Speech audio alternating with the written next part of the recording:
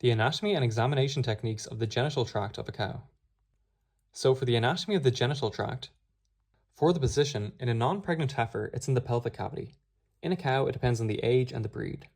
In an old cow, it can be into the abdominal cavity.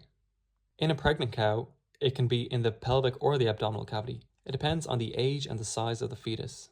So for the reproductive tract, we have the clitoris and then the vestibular gland opening and the urethra at the beginning. And then we have the vagina and then the cervix. In the cervix, we have these things that come out called fornixes, as well as a lumen that goes through the middle. Then we have the uterus body, and on the side of the uterus we have caruncles. Then on either side we have ventral horns heading towards the abdomen.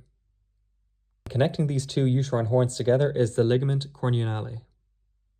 The uterine horns lead into the oviduct and the infundibulum, and then the ovary. In the ovary we'll have primary follicles that then turn into secondary follicles, then which turn into mature follicles which have oocytes.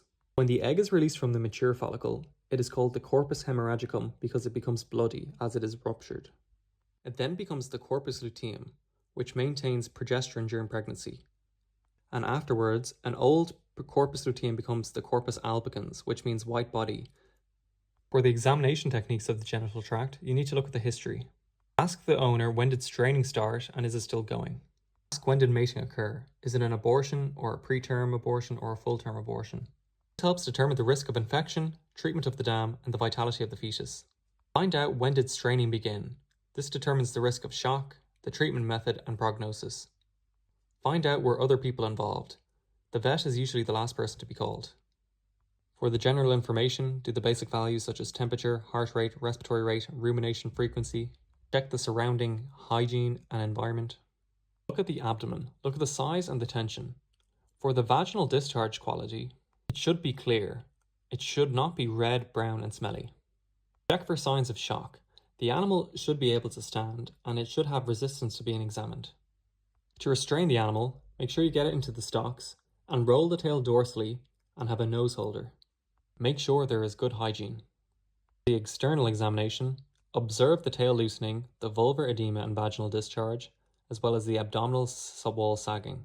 Check for any edema in the udder, and examine whether there is a prolapse of the vagina, uterus body, or any abdominal organs. For an internal examination, do a rectal palpation. This is to see the fetus position and the uterus body placement, or if there's any torsion, or if there's any injuries of the bony birth canal. For examination of the ovaries, we can do rectal palpation and rectal ultrasound. This is to help see heat detection or if there's any pathological structures. Primary or secondary follicles cannot be examined. Only tertiary or mature follicles. They can be seen on ultrasound. Dominant follicles appear as thin-walled, oval, black structures. They're palpable. They're around 1 to 2 centimeter fluid-filled structures. The corpus hemorrhagicum, which is an early corpus luteum, can only be seen on ultrasound. And the corpus luteum can be seen on ultrasound. It is round and echo-dense, which means it's grey. It is palpable. It feels like a 2 centimeter protruding crown.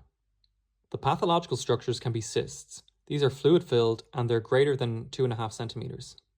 Or a non-ovulatory follicle. This is a very thin wall and it's easy to burst. When examining the uterus, it can be done through rectal palpation and rectal ultrasound. For the normal findings, in diestrus, there should be a diameter of 2.5 to 4 centimeters, and it's soft in diestrus. In estrus, it is more rigid. The diameter should be around 5 centimeters, and there's a small amount of clear fluid in the lumen. For pregnancy check, fluctuation, which is fluid in the lumen, happens around day 35 to day 70. You can do an amnion palpation, but this increases the chance of fetal mortality.